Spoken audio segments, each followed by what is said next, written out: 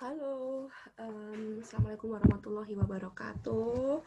Teman-teman, gimana kabarnya untuk kelas pengantar ilmu ekonomi? Gimana kemarin UTS-nya? Lancar ya? Oke, sekarang kita masuk ke bab setelah UTS, seperti yang saya pernah bilang ya di awal, kalau sebelum UTS itu pembahasan kita lebih ke ekonomi mikro, kalau setelah UTS kita lebih ke ekonomi makro. Nah, ini adalah sekilas aja sih.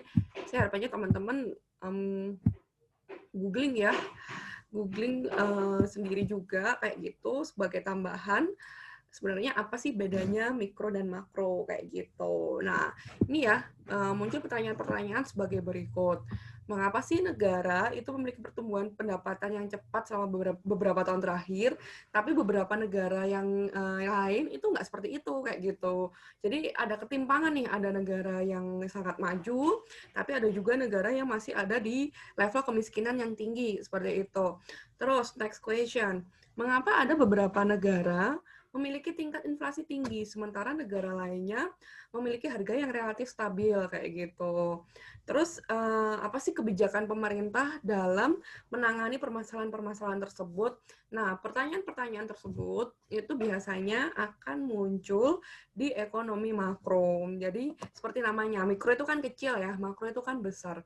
Jadi yang akan kita bahas di ekonomi makro itu akan lebih luas kayak gitu. Kita akan membahas dalam ruang lingkup negara, biasanya seperti itu. Nah, makroekonomi itu juga susah-susah gampang ya, kayak gitu teman-teman. Tapi teman-teman di sini, kenapa sih kok sebagai mahasiswa manajemen itu perlu tahu, perlu belajar tentang makro? Karena teman-teman harus tahu nih, nah ini ya, makroekonomi itu berimpact atau berdampak itu ke kehidupan kita sehari-hari. Jadi misalnya, seorang pembisnis harus mampu meramal tingkat permintaan konsumen dengan mengetahui seberapa cepat pertumbuhan pendapatan calon pelanggan kayak gitu. Nanti kalian di IHK, di PDB ya, produk domestik bruto kayak gitu. Teman-teman apa namanya? Perlu tahu sebenarnya di Indonesia ini indeks harga konsumennya lagi gimana, pendapatan rata-ratanya, produk domestik brutonya itu lagi naik nggak trennya kayak gitu. Jadi kalau di makro teman-teman itu bicara data biasanya ya. Jadi kalian membandingkan data dari tahun ini dengan tahun-tahun sebelumnya untuk mengetahui. Jadi sebenarnya laju pertumbuhan ekonomi ini lagi kayak gimana kayak gitu. Nah kayak sekarang kan gara-gara COVID-19 ya banyak negara yang mengalami resesi kayak gitu, defisit keuangan negara. Nah itu juga kita pelajarin di makro. Ya meskipun kita nggak akan sedalam itu juga sih ya teman-teman, seperti itu. Tapi seenggaknya teman-teman tahu basicnya kayak gitu. Kalian tahu nanti tentang PDB, inflasi, pengangguran kayak gitu. Nah, bagaimana sih Bu caranya biar saya lebih cepat memahami tentang makroekonomi? Nah, ikro ya, baca kayak gitu. There's no other way except reading kayak gitu ya. Jadi nggak ada jalan lain selain kalian harus gemar membaca. Selain kalian mempelajari ya di sekarang kita belajar bareng-bareng dan juga sudah saya suruh kalau bisa ditemani dengan buku referensi seperti ini bukunya.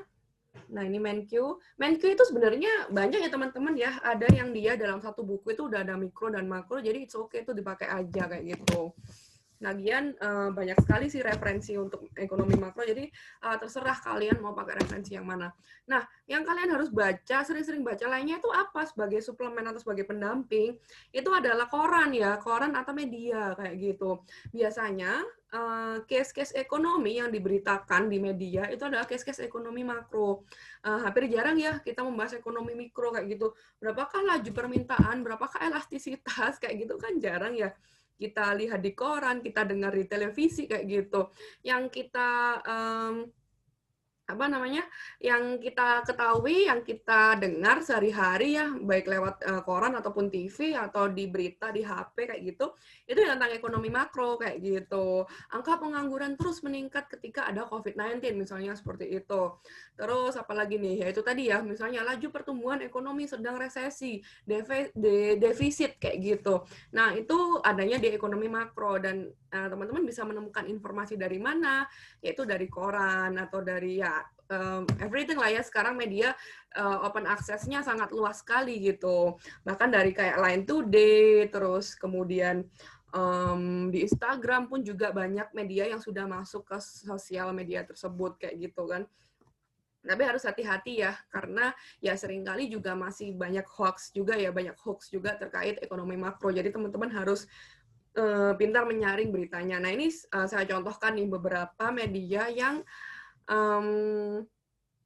bisa dibilang kredibel ya. Kredibel itu terpercaya kayak gitu. Jadi kalau teman-teman membuka salah satu media ini dan kalian membuka untuk yang makro kayak gitu, ya terkait isu ekonomi lah pokoknya ya, itu beritanya bisa kita percaya kayak gitu. Ada Jawa Post, Kompas, Jakarta Post, CNN, The Economist kayak gitu ya. Ini ya, makro itu ekonomi itu bicara data kayak gitu, mulai dari pendapatan, harga, pengangguran. Nanti teman-teman kalau ingin lebih tahu, nanti ada terkait tugas ya. Kalian harus buka BPS kayak gitu, sering-sering buka BPS untuk mengetahui tentang data-data yang ada seputar ekonomi, kegiatan ekonomi baik di Indonesia maupun di negara-negara lain kayak gitu ya. Jadi yang kalian observasi itu adalah trennya. Trennya gimana sih? Biasanya dibandingkan, entah dibandingkan antar bulan, antar tahun, 10 tahunan, dan lain-lain. Kayak gitu. Nah ini ya, kalau mikro kemarin kan kita bahasnya tentang permintaan penawaran, elastisitas, contoh-contoh pasar, contoh-contoh persaingan, mulai dari monopoli, oligopoli, seperti itu. Nah kalau makro kita lebih luas lagi. Nah ini ya, dan ada banyak kebijakan pemerintah. Ini tuh sih teman-teman pengenalan tentang makro ya. Oke, selanjutnya kita langsung aja, ini sesuai dengan RPS ya. Jadi setelah ujian itu kita babnya adalah menghitung pendapatan nasional ya. Nah, pendapatan nasional. Jadi kita menghitung negara ini pendapatannya berapa sih, kayak gitu ya. Oke.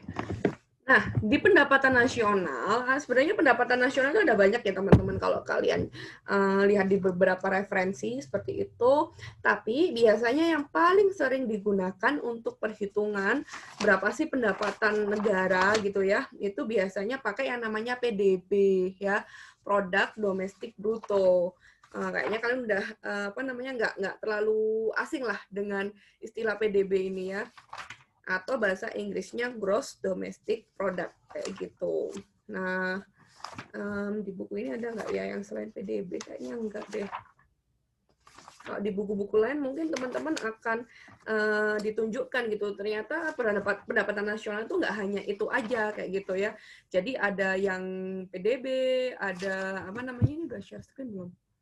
Ada pendapatan nasional, pendapatan net nasional, ada disposable income kayak gitu. Cuma di sini kita akan fokus ke PDB saja. Soalnya ini data yang juga sebagian besar negara-negara gunakan ya di seluruh dunia untuk menghitung pendapatan nasional. Jadi ingat, di pendapatan nasional kita bicara tentang PDB kayak gitu. Atau bahasa Inggrisnya Gross Domestic Product, GDP ya, itu sama aja. Bahasa Indonesianya adalah PDB. Oke. Nah, PDB itu menunjukkan perhitungan dari dua hal dalam satu waktu. Nah, maksudnya itu apa sih? Kok ada perhitungan dari dua hal? Nah, yang dihitung adalah pendapatan total yang diperoleh setiap orang dalam kegiatan ekonomi dan juga pengeluaran untuk memproduksi barang dan jasa kayak gitu. Ini kita balik ke 10 prinsip ekonomi ya, kalau teman-teman masih ingat lah ya, masih beberapa bulan yang lalu. Di 10 prinsip ekonomi kan ada terbentuknya pasar kayak gitu kan. Sebenarnya pasar itu ya bisa dibilang alami ya kayak gitu kan. Jadi ada yang belanja, ada juga produsennya yang memproduksi barang dan jasa kayak gitu. Nah, PDB itu menghitung semuanya kayak gitu. Jadi pengeluaran itu sama dengan pemasukan. Nah, ini kalau kalian lihat di gambar ini ya, household itu rumah tangga, firms itu adalah perusahaan, kayak gitu kan.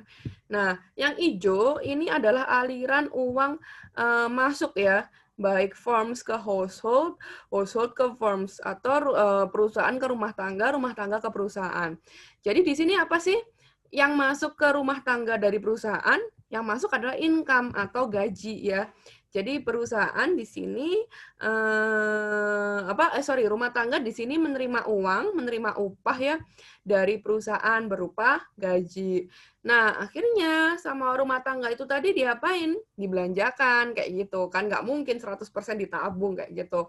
Pasti dibelanjakan. Nah, total biaya atau total belanja ya, total uang yang dikeluarkan untuk belanja tadi ini masuk ekspeditur dan akan masuk ke perusahaan-perusahaan kayak gitu.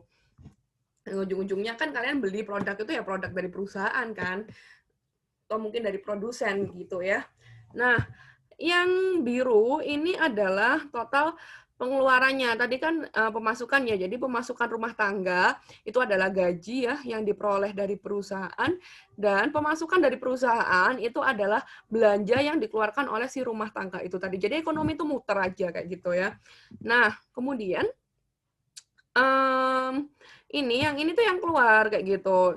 Nah, terus yang dikeluarkan oleh si perusahaan ini apa kayak gitu. Ketika si rumah tangga tadi mengeluarkan uang untuk belanja, lalu apa sih yang diperoleh oleh rumah tangga tadi? Selain gaji, perusahaan ternyata juga mengeluarkan berupa barang itu tadi kayak gitu ya. Nah, sebaliknya juga sama. Tadi kan perusahaan sudah memberikan gaji untuk rumah tangga. Nah, yang diberikan oleh si rumah tangga ini apa kepada perusahaan? Nah, yang diberikan si rumah tangga kepada si perusahaan itu adalah tenaga kerja, kayak gitu. Jadi ekonomi itu muter ya di sini ya. Jadi yang hijau ini adalah perputaran uangnya, yang ini adalah perputaran faktor-faktor produksinya, kayak gitu. Jadi perusahaan mengeluarkan barang dan jasa, dikonsumsi, nah oleh rumah tangga memberikan tenaga kerja untuk perusahaan kayak gitu. Nah, kalau yang ini aliran uangnya. Perusahaan memberikan gaji dibelanjakan oleh rumah tangga ke perusahaan, jadi akhirnya muter kayak gitu sih. Itu pendapatan nasional.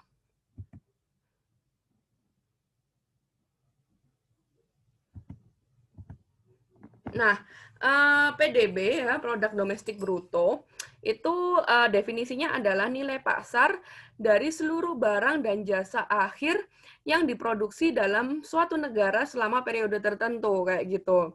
Jadi ini ada maknanya. Sebentar.